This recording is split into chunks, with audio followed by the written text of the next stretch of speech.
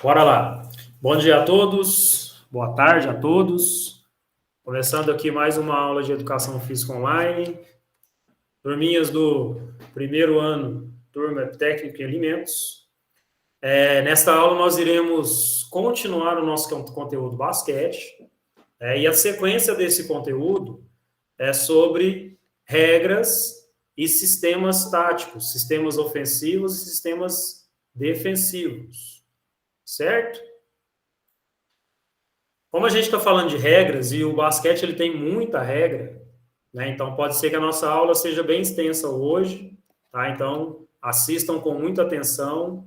No final dessa aula, vou passar uma atividade para vocês fazerem de reforço para complementação do conteúdo, tá? Então assistam aí com bastante atenção e se tiverem dúvidas, podem me chamar aqui a qualquer momento. Beleza? Vou compartilhar aqui a minha tela.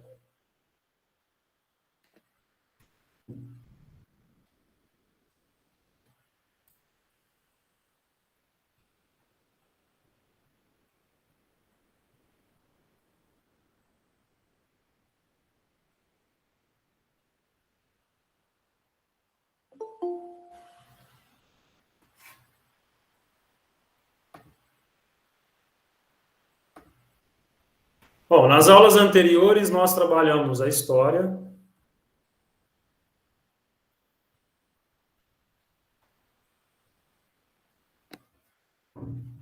Falamos um pouquinho da história, né? Tanto no mundo quanto na história real e a história no Brasil. Na aula anterior, na aula sequente à aula da história, falamos sobre as posições de cada jogador, as nomenclaturas e as numerações que cada posição tem, né? Cada posição usa. Falamos também sobre os fundamentos básicos, os mais usados durante um jogo. Falamos um pouquinho de cada um deles.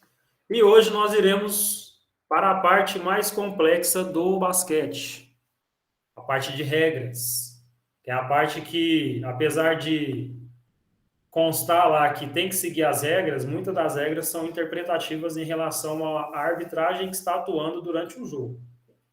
Mas tem as regras lá e essas regras são para ser seguidas. Certo? Bom,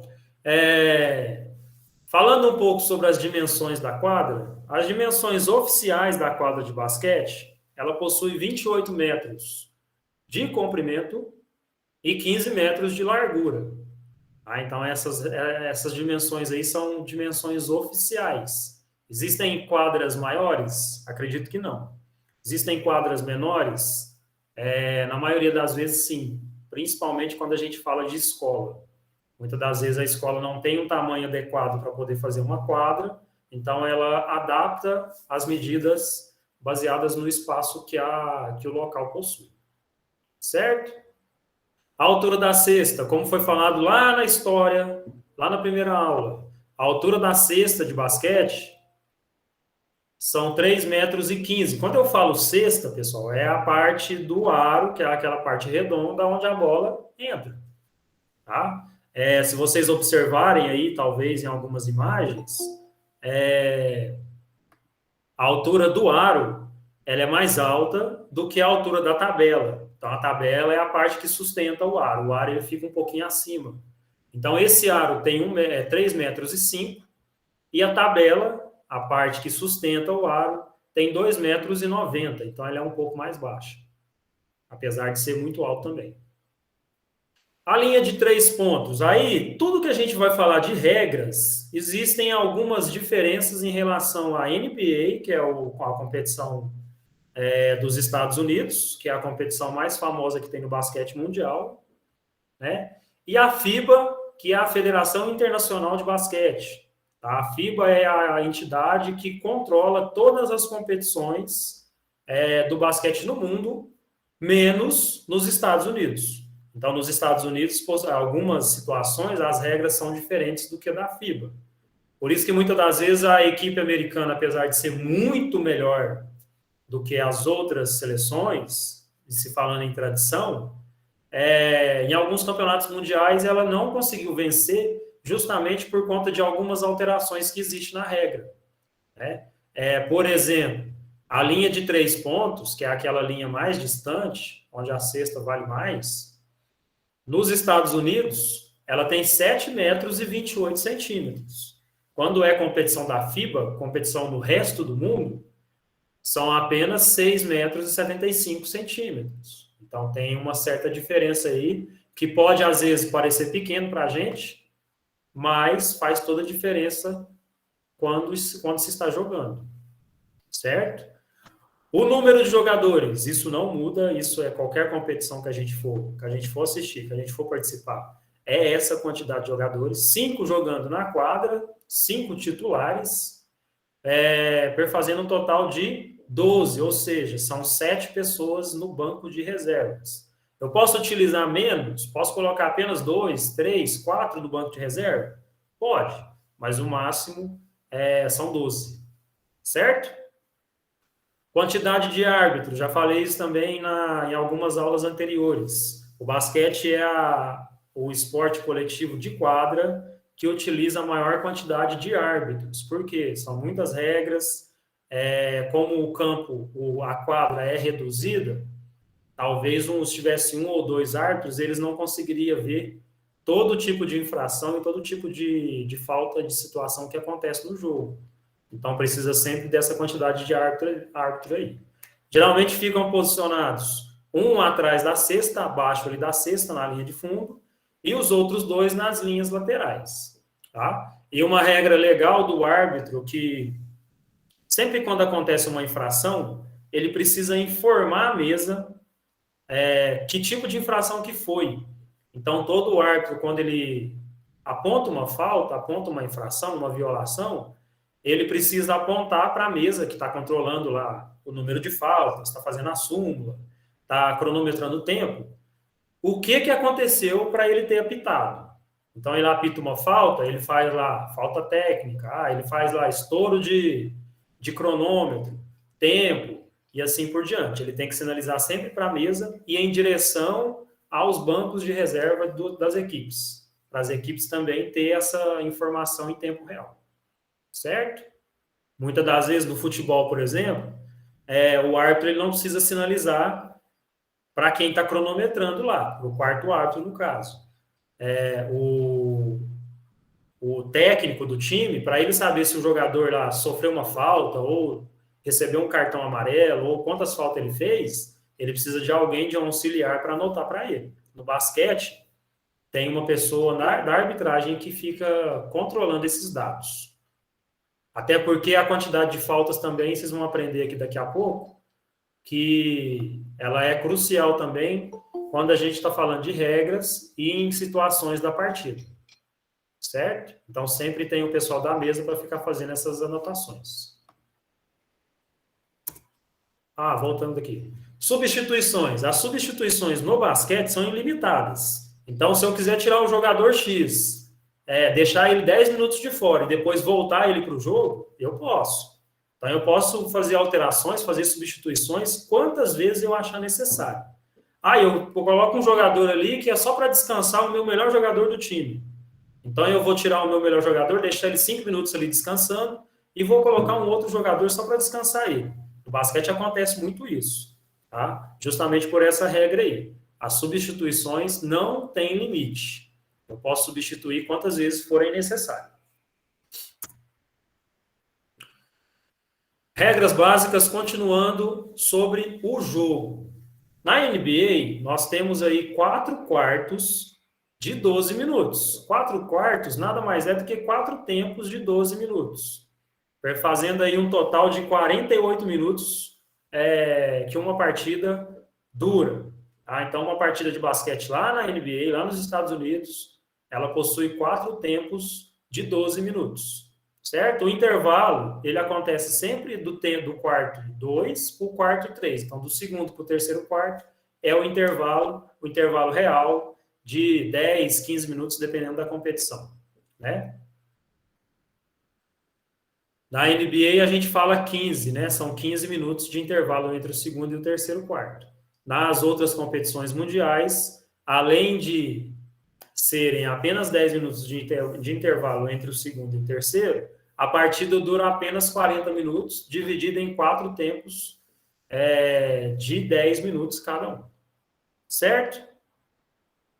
O ataque, ele dura 24 segundos. O que quer dizer isso? Cada equipe tem 24 segundos para fazer o arremesso na cesta. E esse arremesso, ele tem que pegar no aro, certo? Se ele pegar apenas na tabela e cair, os 24 segundos continuam. Mas se ele pegar no aro, o cronômetro ele volta aos 24 segundos, certo? Então, cada equipe tem 24 segundos para atacar, sendo que, desses 24 segundos, 8 segundos eu preciso atravessar a quadra, ou seja, eu preciso sair da linha de fundo e ultrapassar a linha do meio. Então, eu tenho 8 segundos para atravessar até a metade da quadra e tenho 24 segundos no total para poder fazer um arremesso, para mim fazer o meu ataque. Beleza? Dúvidas até aqui? Não? Tranquilo? Vamos lá. Tempo técnico. O que é tempo técnico? É quando o meu time está passando por alguma situação do jogo e eu sou o técnico, eu preciso parar o jogo para poder acertar algumas coisas. Tá? Então, o tempo técnico serve para o técnico, para o treinador, conversar com a sua equipe a fim de melhorar alguma coisa ou elaborar alguma jogada. No basquete acontece muito isso. Na NBA, cada equipe tem 6 tempos por jogo. Então, cada equipe pode pedir, pode parar o jogo por seis vezes, né? Independente do número de quarto. Cada tempo demora 1 minuto e 40 segundos. Então quer dizer que eu posso parar o tempo por 6 vezes e cada vez que eu paro eu tenho 1 minuto e 40 segundos para conversar com a minha equipe? Exatamente, 1 minuto e 40 segundos. Além desse tempo técnico, existe o tempo da TV. Quem assiste NBA vai saber muito aí que às vezes o jogo para demais. Por quê? É o tempo da TV. O jogo para, né? O cronômetro fica parado, pausado, e os técnicos vão ter um tempinho para conversar com a equipe, até passar lá um comercial na televisão da emissora que está transmitindo o jogo. Então, na NBA ainda tem esse acréscimo. Por isso que, muitas das vezes, um jogo da NBA, quando a gente vai assistir, demora aí 2 horas e meia, às vezes 3 horas, dependendo da situação. Né? Então, acontece muito por conta disso. Outra diferença da NBA para a FIBA é esse tempo, tanto técnico quanto o jogador dentro da quadra, ele pode pedir. Então, às vezes, acontece uma situação lá, o jogador está em disputa de bola, ele pede um tempo lá rapidinho para o árbitro já dá o tempo para a equipe dele. Isso o jogo estando acontecendo ou não. Tá? O técnico, ele pode pedir o tempo a hora que ele quiser. Mas a arbitragem só vai dar o tempo para ele quando o jogo estiver parado. Quando acontecer uma cesta, quando a bola sair pela lateral, quando acontecer uma falta. Né? O jogador não. O jogador ele pode pedir tempo quando a bola estiver durante o jogo, por exemplo. Estiver dentro da quadra em disputa. Certo? Na FIBA, a quantidade de tempo diminui. São 5 apenas. Na NBA são 6, na FIBA são 5. 2 tempos no primeiro tempo, ou seja, 2 tempos nos 2 primeiros quartos e 3 tempos no segundo tempo, que quer dizer o terceiro e o quarto quarto. Certo? E cada tempo tem a duração de 1 minuto. E na FIBA também, nas competições da FIBA, o único integrante que pode pedir tempo é o técnico ou o seu assistente técnico. Beleza?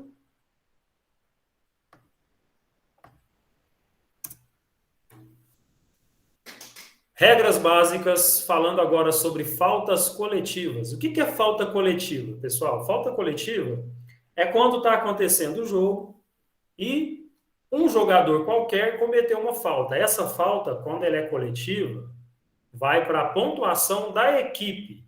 Ou seja, eu fiz uma falta só. Então, o meu outro jogador, o meu armador lá, por exemplo, fez 2 faltas. Então, a minha equipe está com 3 faltas coletivas. Então, as faltas coletivas são as faltas individuais somadas de todos os jogadores. Certo? E sempre quando acontece uma falta coletiva, sempre quando chega na 6ª falta coletiva, se a gente falando de NBA, a equipe que sofreu essa falta, ela vai ter direito a cobrar lances livres. O que é lance livre? É quando é cobrada a falta lá da cabeça do garrafão. Já mostrei para vocês em aulas anteriores aí. Então, quando acontece uma falta e chegou na 6ª falta da equipe, a falta é cobrada diretamente do garrafão, da cabeça do garrafão, e o atleta tem direito a 2 lances livres. Uai, então quando não chega na 6ª falta, não é cobrado lance livre? Quando a falta acontece no ato do arremesso, as faltas são cobradas da área do lance livre. Quando não é no ato do arremesso, por exemplo, vou fazer um passe para o meu colega e eu sofro uma falta no ato desse passe. Como eu não estava arremessando e ainda não chegou na 6ª falta, a falta é cobrada da linha lateral. Certo? Alguém abriu o microfone aí, quer perguntar? Não? Bora lá, então. Na FIBA, essa quantidade diminui para 5. Então, na NBA, o jogador, a equipe precisa cometer 6 faltas para outra equipe já cobrar lance livre direto. E na FIBA, nos outros campeonatos que existem no mundo, a equipe tem que cometer 5 faltas para ser lance livre direto. Beleza? Em relação às faltas individuais, elas também são contadas. Tá? E elas são contadas para definir se um atleta vai ser eliminado do jogo ou não. Então, igual eu falei para vocês, o árbitro, quando ele aponta uma falta, ele vai apontar para a mesa que tipo de falta que foi.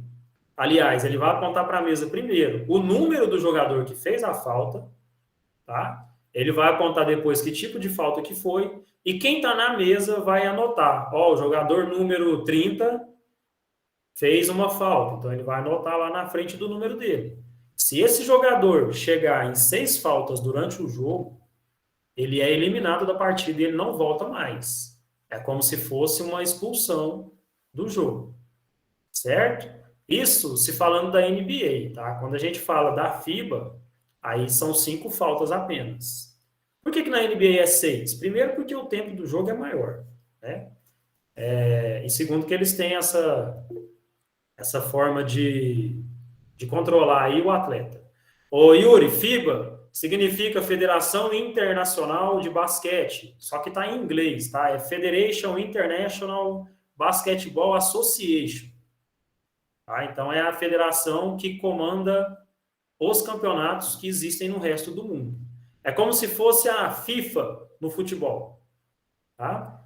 É como se fosse, no caso aqui, o Brasil, a NBA é National Basketball Association. Então, é a competição nacional de basquete lá dos Estados Unidos. Aqui no Brasil, a gente tem o NBB, né, que é o Novo Basquete Brasil, que é um novo campeonato que, de uns anos para cá, passou a ser organizado. Mas ela tem ela é controlada também pela CBB, que é a Confederação Brasileira de Basquete. Certo? Vamos seguindo. Vamos lá. Tipos de faltas. Existem as faltas normais, né, que são as faltas que acontecem no jogo. Às vezes você toca no braço da pessoa que está com a bola, às vezes você empurra, às vezes você puxa a camiseta, às vezes você coloca o seu pé à frente, essa pessoa às vezes tropeça e cai. Né? Então, são tipos de falta. E existem as faltas que são punitivas, as faltas que são mais graves, vamos dizer assim. Uma delas é a falta técnica. O que é falta técnica? É uma comunicação desrespeitosa, que pode acontecer do técnico com os árbitros, pode acontecer do banco de reservas com os árbitros, ou do jogador que está na quadra com os árbitros. Como que é isso? Bom, eu estou lá fazendo o meu jogo, de repente eu sofri uma falta, Eu não concordei com a marcação do árbitro, ou seja, aliás, o árbitro nem marcou falta para mim. Eu chego lá no ouvido dele e reclamo. Dependendo do árbitro, ele vai só te dar uma advertência. Ele não vai falar nada com você. Eu vou falar, ó, fica tranquilo aí, porque se começar a continuar falando, eu vou te dar uma falta técnica. Beleza. Eu não satisfeito, no próximo lance eu fui e reclamei com o árbitro de novo. Ele vai virar e vai fazer isso aqui para você, ó. O que é isso? Falta técnica. Então você comunicou desrespeitosamente comigo. Tem árbitro que não aceita você falar nada. Você falou com ele, ele já dá uma falta técnica. Tem árbitro que não aceita o técnico lá, o treinador, falar nada com ele. Falou qualquer coisa, ele já dá falta técnica. Está no direito dele, não é errado. Tá? Então, a falta técnica, ela é uma comunicação desrespeitosa com a arbitragem. Certo? Na NBA, cada jogador, ou a equipe que ganha essa falta técnica, por exemplo, eu sou de um time, vocês são de outro time. Eu recebi uma falta técnica. Então, quem vai cobrar o lance livre são vocês. Então, eles estão me punindo por eu ter falado alguma coisa que o árbitro não gostou, e o time de vocês vai cobrar lance livre. Quem que cobra esse lance livre? O jogador escolhido pelo técnico da equipe adversária. Então, se eu reclamei lá com o árbitro, me deu uma falta técnica, algum de vocês, definido pelo técnico de vocês, vai cobrar esse lance livre. Na NBA são 2. Só 2 lances livres e a bola já volta para mim. Na FIBA, nos outros campeonatos, é 1 lance livre e a posse da bola. Então, quer dizer que eu vou ter 1 lance livre e eu ainda vou receber essa bola depois, lá na linha lateral, para ter mais um ataque. Tá? Então, na FIBA tem essa diferença em relação à NBA. Certo? Falta antidesportiva. Existe um tipo de falta que aí você deixa de disputar a bola e vai apenas no corpo do adversário. Seja com empurrão, seja com puxão de camisa, puxão pelo braço. Você largou de disputar a bola com ele e foi só no corpo dele para tentar levar vantagem. É uma falta antidesportiva. Essa falta ela pode ser 2 ou 3 lances livres e a posse da bola. Tá? Por que 2 ou 3 lances livres? Porque depende de onde ela aconteceu. Beleza? Falta flagrante 1. Contato excessivo ou violento. Ou seja, eu empurrei ele com força. Eu cheguei próximo dele e dei uma cotovelada nesse jogador. Flagrante 1. Se o árbitro perceber que é mais violento ainda, ele vai ser considerado como flagrante 2. E além dos lances livres que a equipe vai cobrar, vai ter direito a cobrar, o jogador vai ser excluído, vai ser excluído, vai ser expulso da partida. Mesmo sem ter cometido as 5 ou 6 faltas lá, igual a gente falou nos slides anteriores. Então é como se fosse um cartão vermelho no futebol. Só que no basquete, já lembra aí, pessoal, basquete não existe cartão, tá? Existe quantidade de faltas e falta flagrante 1 ou flagrante 2. Aí vai depender da interpretação do árbitro que está lá no jogo na hora. Talvez ele deu uma cotovelada lá, mas ele queria só, às vezes, abrir os braços. O cotovelo pegou na boca lá do jogador. O árbitro entendeu que não foi com a intenção, vai ser uma falta flagrante, mas não vai ser a 2. Ele não vai ser excluído por isso. Certo?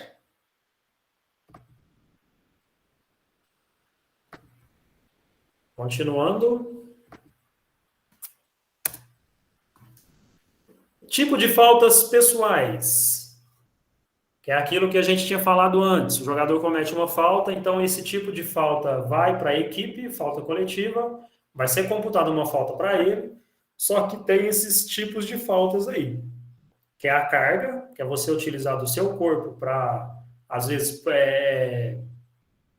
utilizar do seu corpo para poder deslocar o seu adversário, então você está utilizando o seu peso para atrapalhar o seu adversário. O bloqueio ilegal acontece quando existe uma jogada no basquete que chama pick and roll. O pick and roll é assim, o jogador que está de posse da bola, ele precisa ser protegido, então o outro jogador do time dele para na frente do jogador que está marcando esse jogador com a bola, tá? Só que esse bloqueio, ele tem uma forma correta de fazer. Você não pode utilizar os braços. Ou você posiciona os braços aqui, para o seu adversário, às vezes, tocar em você, mas não é falta sua. Ou você coloca os braços abaixados. Se você ficar com os braços abertos, é considerado um bloqueio ilegal. Então, isso é falta. Tá? Escrevi errado aí, viu, gente? É defesa.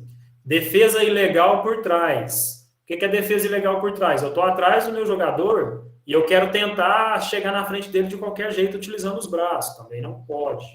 Tá? Segurar, já falei para vocês. Simulação. O que é simulação? A simulação é quando você, às vezes, sofre uma falta. Aliás, você não sofre uma falta, mas você simula ter sofrido. Você simula ter sofrido uma falta. Então, o árbitro vai entender como uma simulação. Você está fingindo. E isso não é permitido no basquete.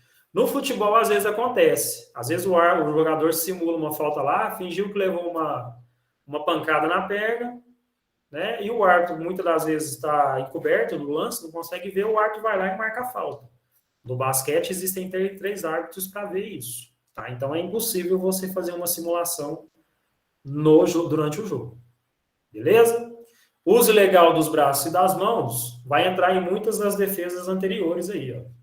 Então, na hora que eu estou fazendo a marcação, eu não posso abrir os braços e bloquear a passagem do meu adversário. Existe uma regrinha no basquete que fala assim: o basquete não é proibido você tocar nos seus adversários, você pode tocar.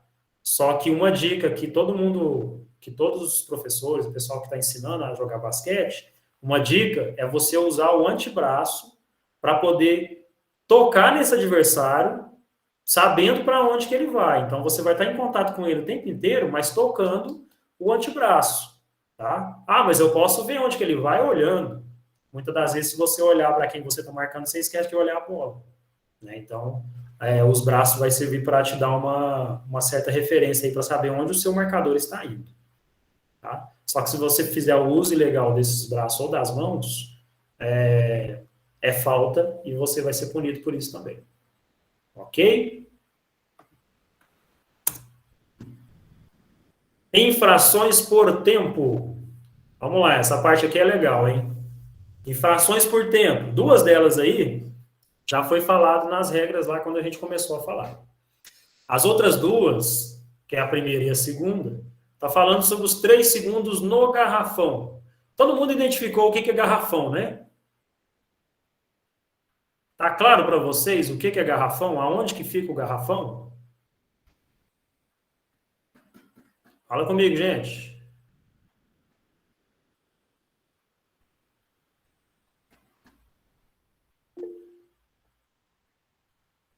Certo. Lembrando de novo, tá, gente? O garrafão é essa região todinha aqui, ó. Vocês estão vendo a minha seta aí? Essa região onde fica próximo à cesta. Existe uma regra dos 3 segundos que nenhum jogador, tanto de defesa quanto de ataque, pode ficar dentro do garrafão por 3 segundos. Então quer dizer que eles têm que ficar entrando e saindo? Exatamente. Durante o jogo, às vezes a gente nem percebe muito isso, mas acontece. Tá? Se bem que essa regra é uma das regras menos usadas na atualidade. Eu vou fazer uma outra comparação com o futebol. Por exemplo, existe uma regra no futebol que o goleiro, quando ele defende uma bola, ele tem 6 segundos para repor essa bola em jogo. Ele tem 6 segundos para se livrar dessa bola. Ou jogando para alguém do seu time, com as mãos, ou chutando essa bola lá para o campo de ataque. Essa regra no futebol praticamente nem se usa mais, mas ela existe. Se o árbitro quiser anotar essa falta, essa infração, ele pode. No basquete também existe os 3 segundos no garrafão, mas muitas das vezes o árbitro ele nem observa isso, porque às vezes tem coisas mais importantes para ele observar. Se o jogador cometer essa infração, ele vai ser considerado falta para ele? Não. Infração não é falta. Tá? A bola só vai sair da mão dele e vai ser do outro time. O time dele vai perder a posse da bola se ele cometer isso. Beleza? Se o jogador de defesa fizer isso, já que o time dele não está com a bola, aí a bola vai para a lateral, o jogo para vai para a lateral e o jogo depois reinicia. Certo? Por isso que muitas das vezes essa regra nem é muito usada. A regra 2, a regra de fração de tempo de 5 segundos sem driblar, é aquela regra que você pode ficar segurando essa bola durante 5 segundos. Tá? Não é muito usada hoje também não. Tá? A gente tem casos aí de, às vezes, o atleta ficar segurando a bola por mais de 5 segundos e a arbitragem não marca. Tá? Mas o jogador segurando a bola por 5 segundos, o que está acontecendo com ele? Ele está perdendo tempo. Né? Então, ele não vai ficar segurando a bola 5 segundos ali. Né? E segurar a bola, se ele não tem o outro braço para ele poder proteger, vai fazer com que ele perca essa bola com facilidade. Então, muitas das vezes, essa regra aí nem é muito usada. Tá? Essa infração aí por tempo. A regra dos 8 segundos para chegar ao ataque já foi falada anteriormente. E a regra dos 24 segundos para realizar o arremesso também já foi falada. Certo? Existe uma diferença nessa regra dos 24, que no basquete americano de faculdade, existe uma competição muito famosa lá nos Estados Unidos também, que chama NCAA. É a competição de todas as faculdades que tem no país. Aí tem basquete, tem vôlei, tem futebol americano, tem tudo quanto é esporte. Né? E não sei se vocês viram lá no filme que vocês assistiram, os jogadores eles fazem parte de uma escola de ensino médio, de um time de escola de ensino médio, e o objetivo de alguns é chegar na faculdade. E eles vão usar o basquete para poder chegar na faculdade, porque tem faculdade que tem tradição em determinada modalidade. Então eu gosto muito de basquete quando eu tô no ensino médio, eu vou fazer parte desse time para o basquete fazer eu ganhar uma bolsa em certas faculdades lá que tem tradição no basquete. Então as faculdades oferecem bolsas para atletas de determinadas modalidades. Tá? Então, esse campeonato de faculdade, a regra é 30 segundos, aí já não é 24. Demora mais um pouquinho o ataque. Beleza?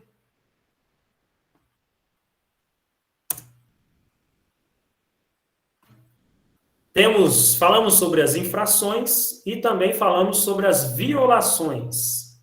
Saída de bola. Saída de bola é quando a bola sai mesmo. Então, você cometeu uma violação. O drible duplo. O que é drible duplo? Pessoal, drible duplo é quando eu recebo a bola com as mãos, estou de posse dela segurando, começa a quicar e deslocar para determinada região da quadra, de repente eu pego ela com as duas mãos de novo. O que eu preciso fazer?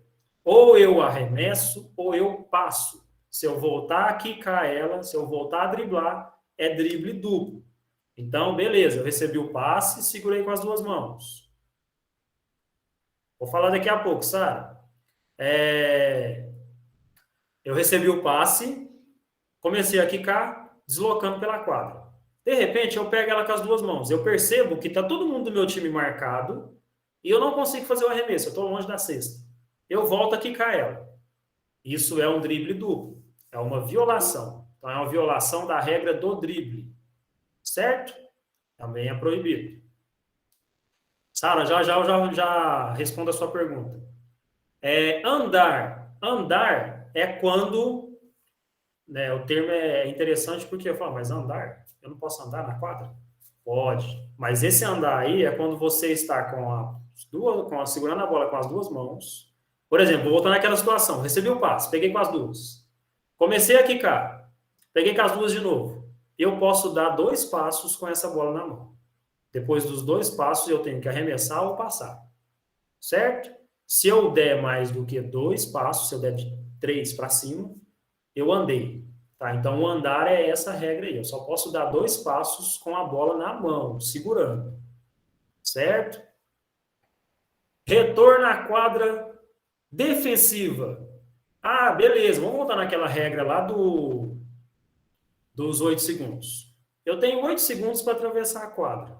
Cheguei lá no campo de ataque. Eu não posso voltar para o campo de defesa. Então, se a bola bater aqui na linha do meio, a bola vai voltar para outro time, que eu cometi uma violação porque eu voltei para a quadra defensiva. Mas eu não voltei, a bola que bateu na linha. A bola de posse do seu time, a bola voltou. Existe outra regra também, que quando é saída de bola aqui, o jogador ele está dentro da quadra, mas ele quica a bola em cima da linha de fundo e das linhas laterais, linha de fundo e as linhas laterais, a bola vai para o outro time. É considerado saída de bola. Tá? Então, o basquete é um pouco complexo a questão das regras por conta disso. Às vezes eu posso estar dentro da quadra, a bola está quicando dentro da quadra, mas eu bati o pé na linha. Saiu. Como assim, professor? A bola está dentro da quadra, mas você faz parte do jogo, faz parte do contexto aqui do momento, então a bola saiu. Isso só acontece com o jogador que está com a bola, certo? Só que o jogador que está sem a bola, ele não pode sair da quadra e receber a bola, sendo que ele levando vantagem por isso. Isso também não pode. Tá?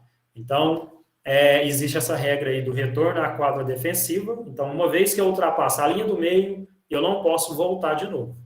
Eu só posso voltar caso eu faça um passe, alguém do outro time bloqueia esse passe, pega na mão do adversário e a bola volta. Aí eu posso pegar, porque não foi eu que toquei a última vez nela. Combinado? E sobre a última violação, é o bloqueio descendente. O que é bloqueio descendente? Pessoal, quando a bola está indo em direção à cesta, o jogador adversário ele só pode bloquear se a bola estiver subindo. Quando a bola faz esse movimento e começa a cair em direção à cesta, nenhum jogador pode tirar essa bola lá de perto. Tá? É considerado um bloqueio descendente. É falta, tá? É violação. O que acontece nesse caso se o jogador ele cometer um bloqueio descendente, quando a bola está caindo, a bola está próximo do ar? Se for um jogador de defesa que estiver fazendo isso, já vai acontecer a cesta para o jogador adversário. Então, se eu estou defendendo, o jogador do outro time faz um arremesso, a bola está descendo, caindo lá no ar. Eu corro lá, pulo e tiro ela antes dela entrar na cesta. É um bloqueio descendente. Então, já vai computar os 2 pontos ou 3, dependendo de onde foi feito o arremesso, para a equipe adversária. Tá? Então, o bloqueio descendente é isso. Eu não posso retirar uma bola lá pertinho da cesta quando a bola estiver caindo nela. Nem por baixo e nem por cima. Certo? Então, eu só posso fazer o bloqueio, o toco, né, que a gente fala, quando a bola estiver subindo. A bola está subindo, eu posso levantar o braço aqui e fazer um toco. Bom?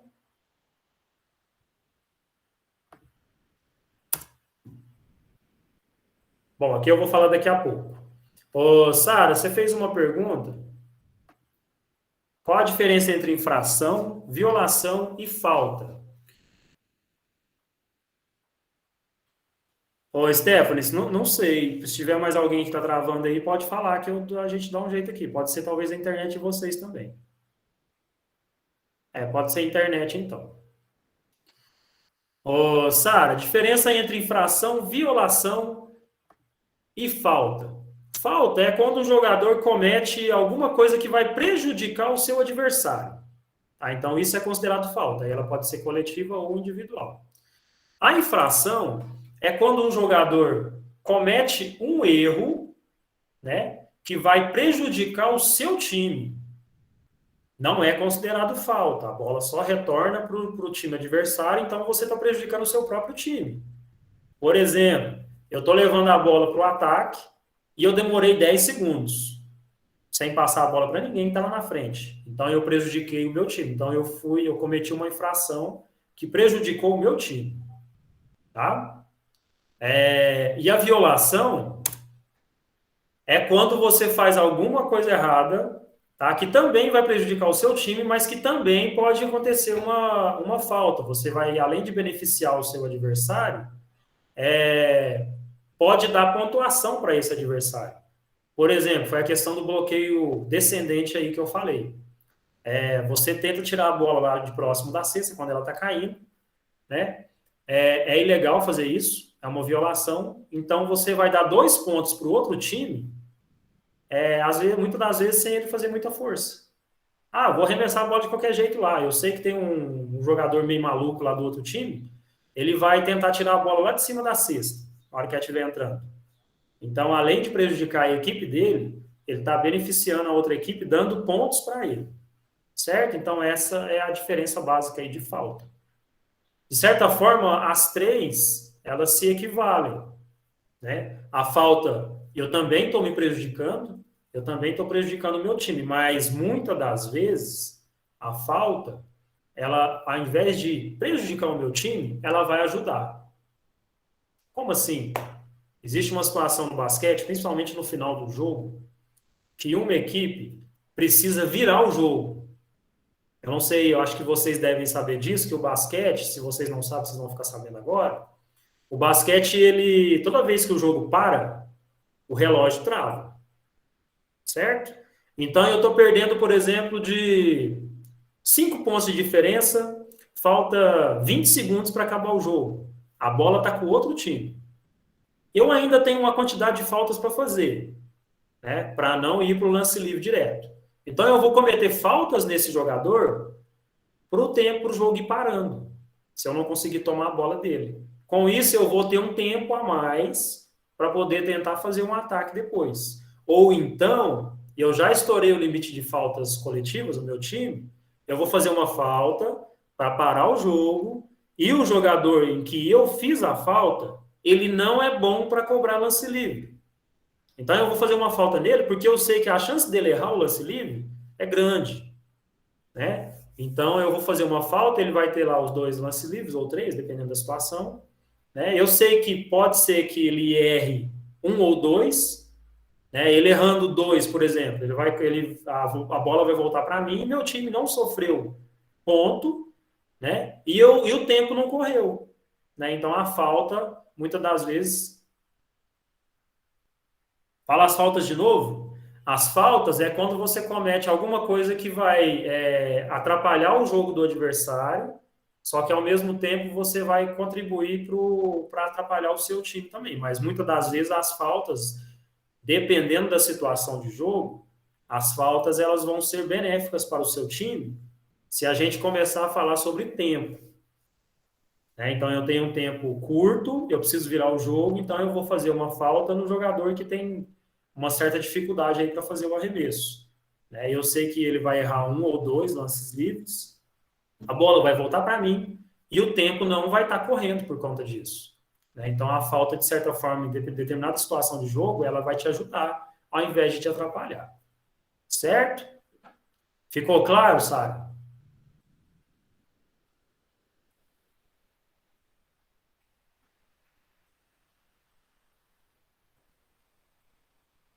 Oi? Sara?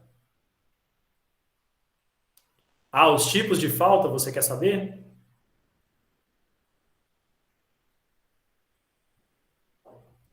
Isso, professor, é que eu não entendi direito. Ah, Tipos de essa faltas, você está falando aqui da carga ou das faltas, se é coletivo, individual? tem 2 tipos de falta?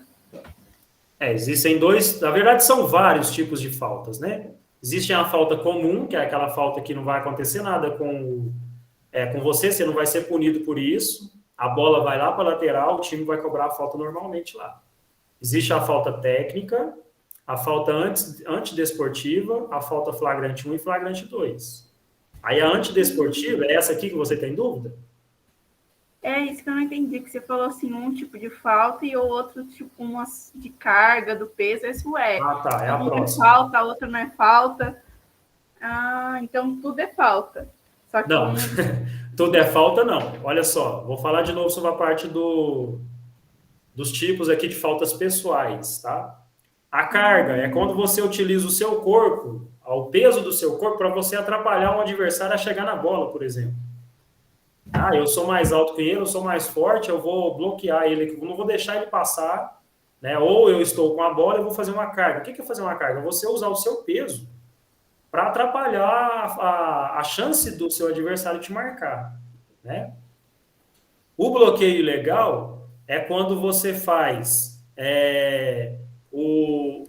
existe uma jogada, eu falei para você, existe uma jogada no basquete que chama pick and roll, ou bloqueio mesmo. Pick and roll é quando o jogador ele faz um bloqueio e esse bloqueio pode ser feito usando apenas o seu corpo, Só que você tem que estar parado e com as mãos nessa posição, com os braços. Ou nessa posição, ou com as mãos também, com os braços cruzados, com as mãos na altura da cintura. Por quê? Quando você está fazendo esse tipo de bloqueio e você está parado, se você sofrer um choque, algum adversário trombar em você, não vai ser falta sua. Tá? Mas se você usar as mãos nesse bloqueio, ou usar os braços, vai entrar lá embaixo também no uso ilegal. É considerado um bloqueio ilegal. Certo? Defesa ilegal por trás é quando você está atrás do seu adversário e você empurra ele tentando chegar na frente. Você puxa ele. Certo? O segurar, tranquilo também. Você não pode segurar em momento algum nenhuma parte do jogador adversário. A simulação. A simulação é quando você finge que sofreu uma falta. Aí, nesse caso da simulação, só acontece em situações de ataque. Tá? Os outros tipos de falta podem acontecer em ataque ou em defesa. Tá bom? E o uso ilegal dos braços é semelhante aos anteriores. Tá? Eu fiz um uso ilegal dos meus braços ou mãos. Eu coloquei a minha mão na frente do rosto do meu adversário. Não pode. Eu coloquei o meu braço dobrado aqui como se fosse dar uma cotovelada na hora que o jogador estava correndo do meu lado. Também não pode, tá? Isso é uso ilegal. Eu sofri um drible. O jogador está quicando a bola na minha frente, ele fez um drible, passou para o meu lado, eu coloquei o braço na frente. Também não pode.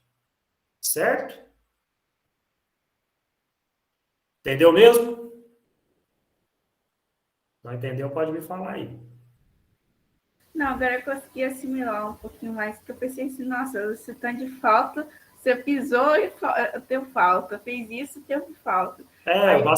O basquete é um jogo que tem falta demais. Mas muito, igual eu falei no início, depende muito dos árbitros que estão lá na hora do jogo. Tem árbitro que deixa acontecer muita coisa. E para ele não é falta. Para quê? Para não ficar parando o jogo o tempo inteiro. Né? Agora tem árbitro que já gosta de marcar tudo. Ele é mais rígido do que os outros. Isso acontece muito. Mas que tem muita falta, muita regrinha, tem mesmo. Não tem como a gente fugir disso. Continuando com as regras básicas, bola ao alto, posse alternada e reposição. Gente, isso aqui, ó, não tem a ver com falta e infração, é regra, tá? Agora a gente está seguindo com outro assunto em relação a regras também, mas como se fosse outro tópico. Beleza? Ó, a bola ao alto, ela acontece sempre no início do jogo. Eu já tinha dito para vocês que o jogo ele inicia lá no círculo central. Correto? Os jogadores ficam posicionados em volta desse círculo. No basquete não é igual nos outros esportes. Não começa um time de um lado, um time de outro. Os jogadores podem ficar misturados em volta desse círculo, fora dele. Tá? 2 jogadores, um de cada time, vai ficar dentro do círculo central. Esses 2 jogadores vão disputar a posse da bola. Então, nesse caso, acontece a bola ao alto. Tá? Então, eles vão ficar um do lado do outro. O árbitro vai colocar a bola aqui no meio deles, vai jogar para cima. Eles têm que saltar e dar um tapa nessa bola, fazendo com que essa bola vá na direção de algum jogador dele. Ué, professor, mas se começa misturado, como que eles vão saber qual cesta que eles fazem? Isso já é definido antes de começar o jogo. Então, por exemplo, o time A vai fazer na cesta de um lado, o time B na cesta de outro. Tá? Então, eles posicionam alternadamente ali, mais ou menos do lado de fora do círculo central, dependendo da posição do jogador. Então, eu vou colocar um jogador de defesa posicionado aqui contra o time que está atacando, do lado contra, e o jogador que é bom de ataque para pegar a bola aqui e já ir em direção à cesta. Então, isso aí entra muito na parte tática. Certo? Bola presa. A bola presa, ela acontece quando um jogador segura essa bola e o outro jogador do outro time também segura e os dois ficam disputando aqui quem pega essa bola e nenhum dos dois consegue ter mais, um consegue ter mais força que o outro. Nesse caso, vai acontecer uma bola presa. O árbitro vai fazer assim, ó, bola presa, Aí, existem duas situações. Na NBA, quando acontece uma bola presa, vai acontecer a bola ao alto. Tá? Então, o árbitro vai ficar posicionado lá, na onde aconteceu a bola presa, em qualquer local da quadra, vai jogar a bola para cima e esses dois jogadores que disputaram a bola presa vai disputar a bola lá no alto, como se fosse no início. Nos outros campeonatos, não. Nos outros campeonatos acontecem a posse alternada. O que é posse alternada? Vamos pensar aqui, o jogo começou. O meu time, o jogador do meu time conseguiu dar um tapa na bola, a bola caiu na mão do meu jogador. Então a posse de bola está com o meu jogador. Automaticamente, a bola está com o meu time. Automaticamente o pessoal lá da mesa tem uma setinha e ele vai apontar uma setinha para o lado contrário, para o lado do time que não pegou a bola. Certo? Para quê? Para quando acontecer uma outra bola presa, no caso dos campeonatos da FIBA, tá, gente? Quando acontecer uma outra bola presa, a posse vai para o time que está virado a setinha. Então, por isso que o basquete, às vezes, é um pouco complexo da gente entender por conta disso. Ah, mas foi bola presa, por que a bola foi para o outro time? Porque a próxima posse de bola era dele. Então, a posse alternada serve para isso. Certo? Para definir para quem que vai a bola em determinadas situações. A bola presa é uma delas. Outra situação que acontece da posse alternada é quando termina o primeiro quarto e vai começar o segundo quarto. Lembrando que a bola ao alto só é no início do jogo. Quando é de um quarto para o outro, aí eles vão verificar a setinha e vai ver a posse alternada para ver para quem a setinha está apontando e vai definir para quem começa o segundo quarto, terceiro quarto e assim por diante. Certo? Dúvidas entre as posses. Essas dúvidas entre as posses acontecem quando a bola sai e o árbitro não sabe quem pegou primeiro. Hoje em dia já tem recursos na NBA, por exemplo, que eles verificam lá no telão, no vídeo. Né? Então é como se fosse o VAR do futebol. Eles verificam no telão lá, viu aonde a bola pegou por último e eles conseguem identificar. Quando é competição, às vezes, que não tem uso de tecnologia, aí o árbitro vai olhar lá a setinha e vai perceber qual que é a... Aliás, vai fazer a bola presa ou bola ao alto, se ele tiver dúvida entre essas duas posses. Se a posse é de um time ou se a posse é de outro. Beleza? Falei também aqui também, ó, a posse alternada, início dos quartos 2, 3 e 4. Tá? Que é sempre observando a seta que está lá na mesa dos cronometristas lá. Falta fora do ato do arremesso ou abaixo do limite de faltas. Aí, gente, entra na parte de reposição. Né? A falta aconteceu. Aonde que eu vou repor essa bola? Se não aconteceu ainda o limite de falta, se não estourou ou se não foi no ato do arremesso. Eu vou repor essa bola nas laterais da quadra.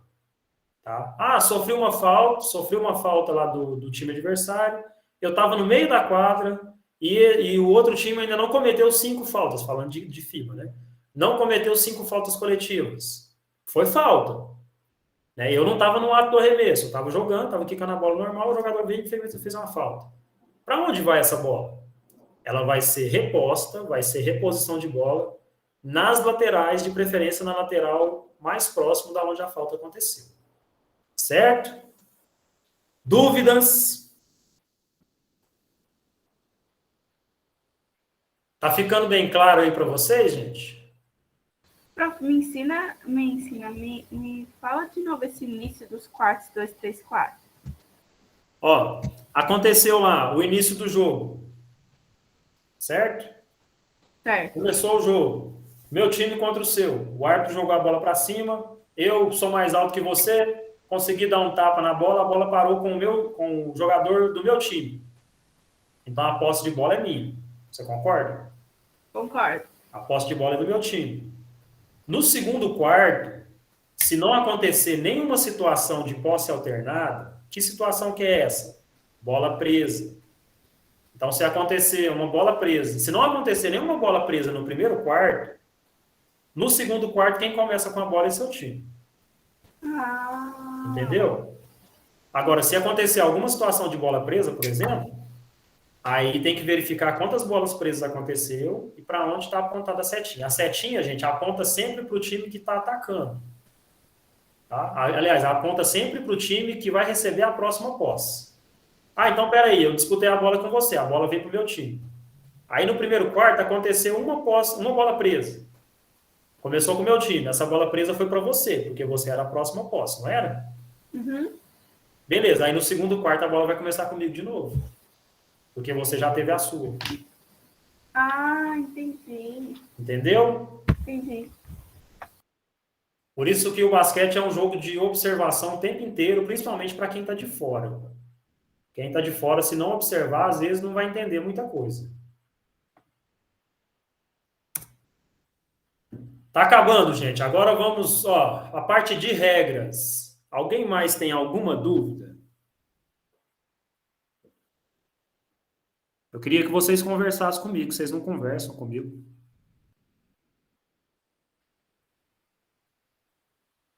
Ninguém mais tem dúvida, gente? Vocês estão preocupados aí já com feriado, com final de semana? Não, preocupado não. É que chega sexta-feira, depois do almoço, comer aquele prato, o buchinho tá cheio, vai cair naquele soninho. É só Mas uma não, aguinha pra gente prestar atenção. Mas eu tô entendendo. eu acho que eu estou falando demais aqui e vocês estão falando muito pouco. Conversa aí, professor, estou entendendo nada que você está falando, você está falando muito rápido. Mas conversa, gente. Eu acho Bom, que eu seria uma pessoa assim, pro basquete, para entender as regras, eu tô lerda, imagina lá no jogo. Eu ia ficar 5 minutos só assimilando o que eu tinha que fazer. não, mas aí, ô, Sara, é assim, é porque a gente tá remoto, né? Eu tô daqui, vocês estão daí. Então eu tô falando, vocês estão ouvindo. Não, vou passar chamada não, Yuri, só depois. Aguenta aí. Se fosse na prática, se a gente estivesse fazendo uma aula de basquete na prática, eu ia colocar vocês para fazer uma certa atividade, né? Se pudesse. Eu ia colocar vocês para fazer um jogo, né? E durante o jogo, eu ia colocando as regras conforme elas iam acontecendo.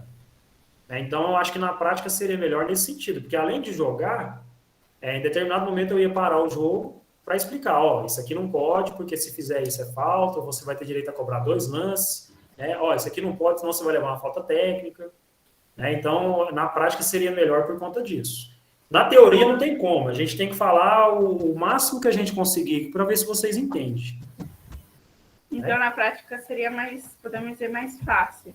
Seria isso, seria mais fácil e mais dinâmico também, porque além de jogar, vocês iam aprender sobre as regras. Eu só tava vendo, assim, eu até tenho uma altura para jogar basquete, mas eu falei assim, nossa, o jeito que eu sou lerda para assimilar as coisas, eu não gostaria de jogar basquete de jeito nenhum. Não, mas ó, tem muita coisa aqui, Sara, que tem gente que às vezes passa a maior parte do tempo de esporte jogando e muita coisa eles nem aprendem, porque às vezes nem acontece durante o jogo. Igual aquela regra dos 3 segundos lá. Tem muita gente que nem fala sobre ela. Ela nem acontece durante o jogo, às vezes. Né? Então, tem muita coisa aqui que a gente precisa falar, mas se fosse fazer na prática, nem ia ter. Né? A gente nem ia comentar. Ia deixar para comentar em outro momento. Certo? Ô, Alana, eu estou tentando ser o mais breve possível aqui para a gente encerrar. Tá faltando agora sistemas de defesa e sistemas de ataque, e logo depois eu coloco a atividade. A atividade para vocês fazerem lá no Google Sala de Aula. Sistemas de ataque e de defesa, eles são bem menores do que as regras, tá? Vou falar aqui bem superficialmente, porque depende muitas vezes do treinador, depende muito da equipe, depende muito da onde você joga, né? Bom, sistemas de defesa. Sistemas de defesa, existem quatro básicos que são utilizados dependendo da situação do jogo. Então, quando eu falo de sistemas de defesa, é a forma que o meu time vai posicionar para mim defender a minha cesta, para mim não tomar cesta. Certo? A primeira delas é individual, o famoso cada um marca o seu. Então, por exemplo, eu estou num time aqui, a Ana Clara, a Júlia, a Sara e a Stephanie. A Sara e a Júlia é do mesmo time, a Ana Clara e a Stephanie é de outro. A Júlia marca a Sara e a Ana Clara marca a Stephanie.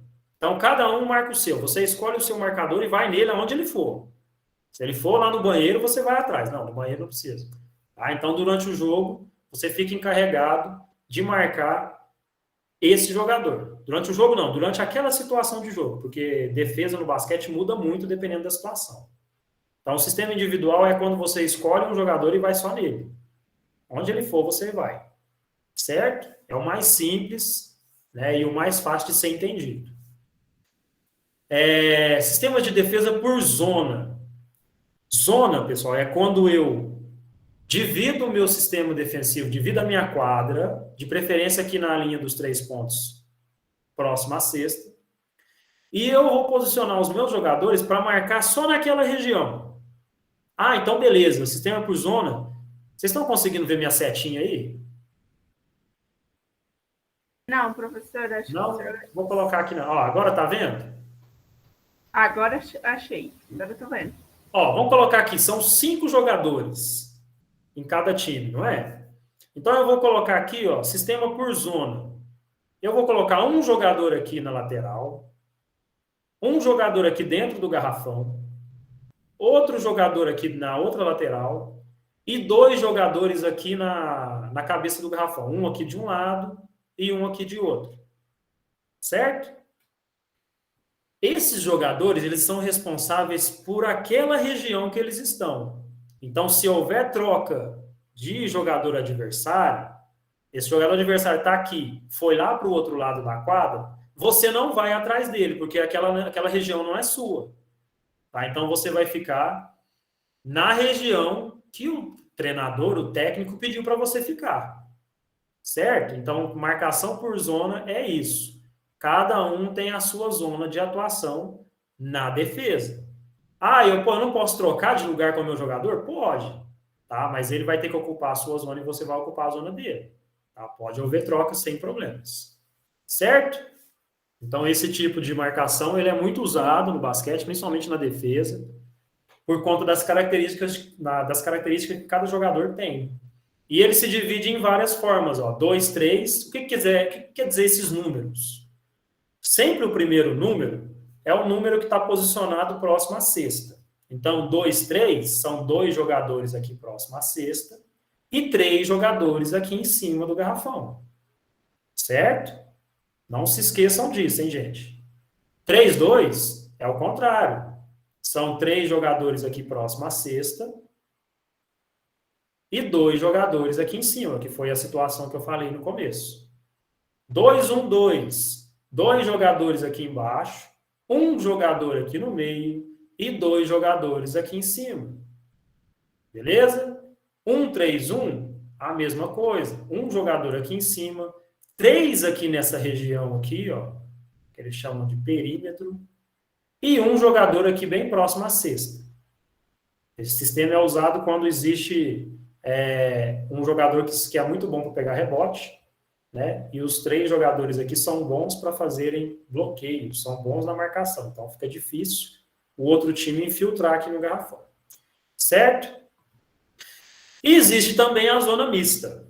Zona mista, essas nomenclaturas aí, vocês vão... no basquete a gente usa muita nomenclatura em inglês, que a tradução dessa nomenclatura vai fazer você entender. Box one. O que é box? É uma caixa, não é? Então eu vou posicionar 4 jogadores aqui formando uma caixa. Ah, e detalhe, zona mista, ela pode variar como zona e como individual. Como que é isso? Se eu falar da box one, que é uma caixa, box 1, 4 jogadores vão formar uma caixa, aqui bem próximo ao garrafão, e o outro jogador vai marcar individual. Ah, então peraí que então, os 4 jogadores vão marcar por zona e o outro jogador vai marcar individual? Sim. Tá? E geralmente esse jogador que marca individual marca o jogador que está com a bola do outro time. Certo? Diamond One e Matchup é a mesma situação. Né? Diamond aqui significa diamante, tá? Então ele vai formar o formato de um diamante, né? Ou um losango, né? Então vai ficar um jogador aqui embaixo da cesta, vai ficar um jogador aqui na cabeça do garrafão e os outros dois aqui no meio. Aí o outro jogador também vai marcar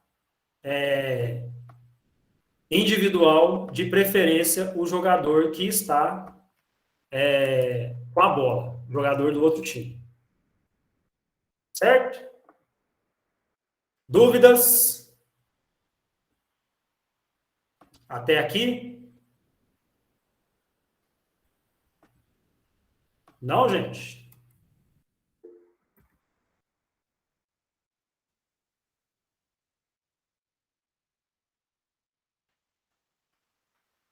Não tem dúvidas?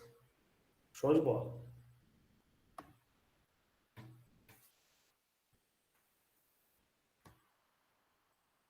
Continuando. Ué, saiu da minha apresentação aqui.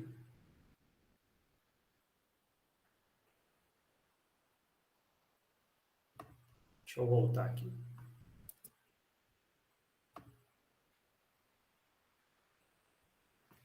Opa.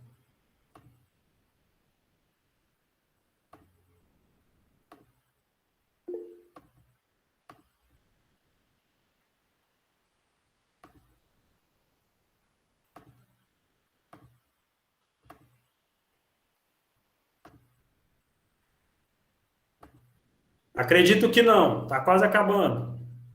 E a última aqui da zona do sistema de defesa misto, né, que utiliza o individual e zona, tem a matchup. Né? A matchup existe um combinado entre os marcadores.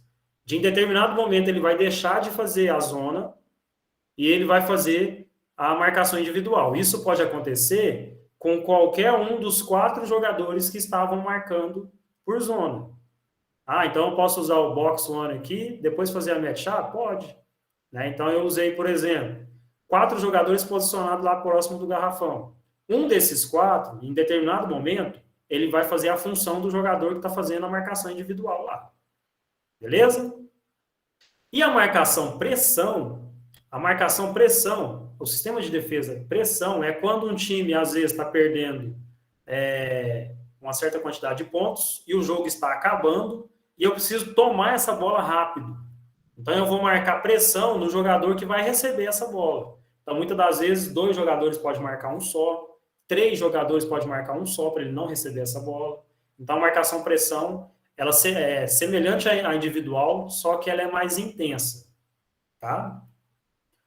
Então, sistemas de defesa é isso. Dúvidas sobre sistemas de defesa? Não, vocês estão doidos para ir embora, né, gente?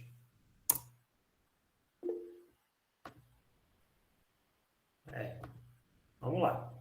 Bom, sistemas de ataque.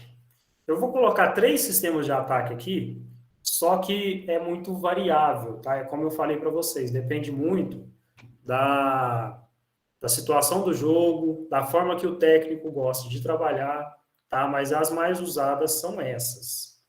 O bloqueio, que eu já falei para vocês, que é o pick and roll, ou bloqueio, ou pick and roll. O que é pick and roll, gente?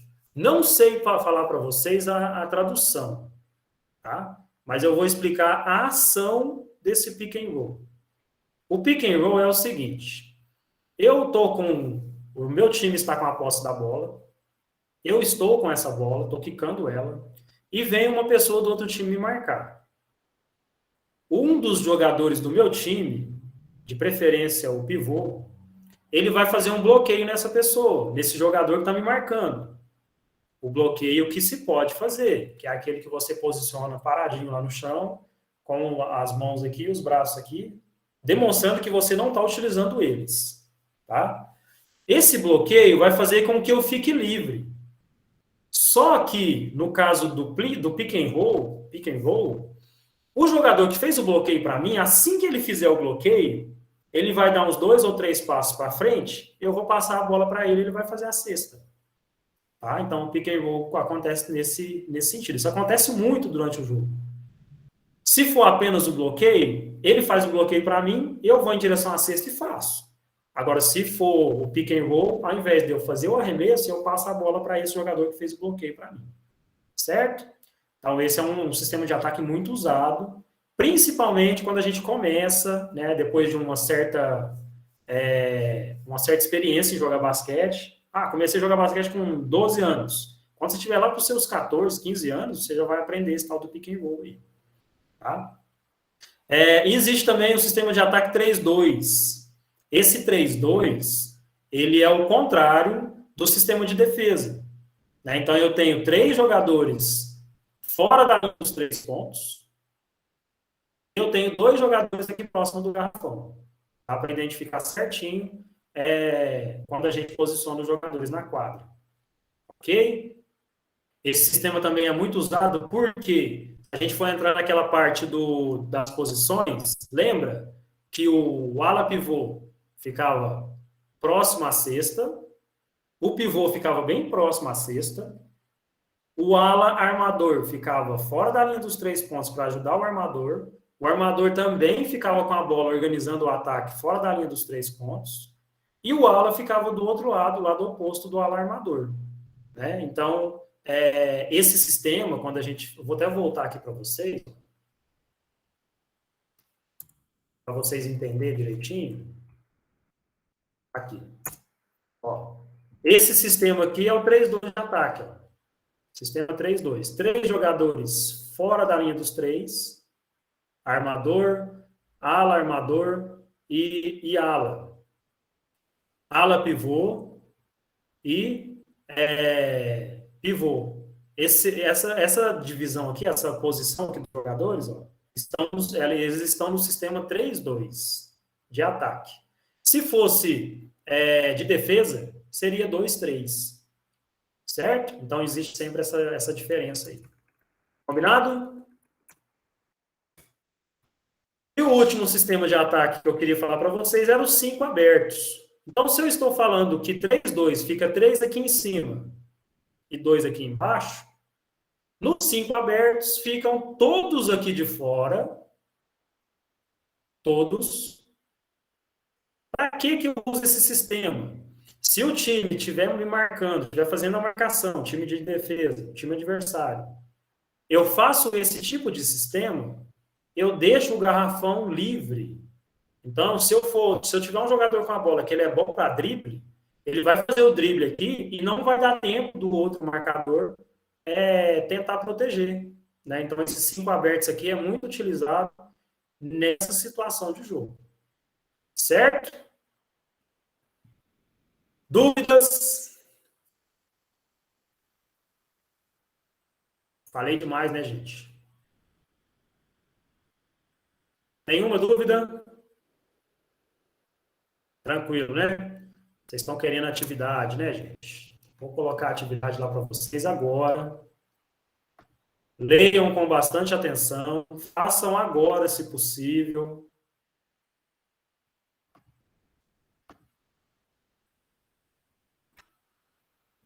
Vou só parar aqui a minha...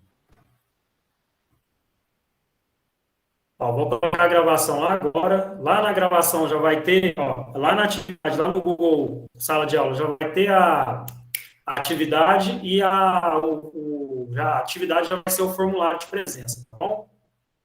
Vou terminar aqui a gravação até eu colocar lá para vocês. Lembrete, ainda tem alunos que ainda não fez a resenha do filme, tá? Não deixem de fazer, tá bom? Já vou encerrar a parte do filme, a atividade do filme agora, tá?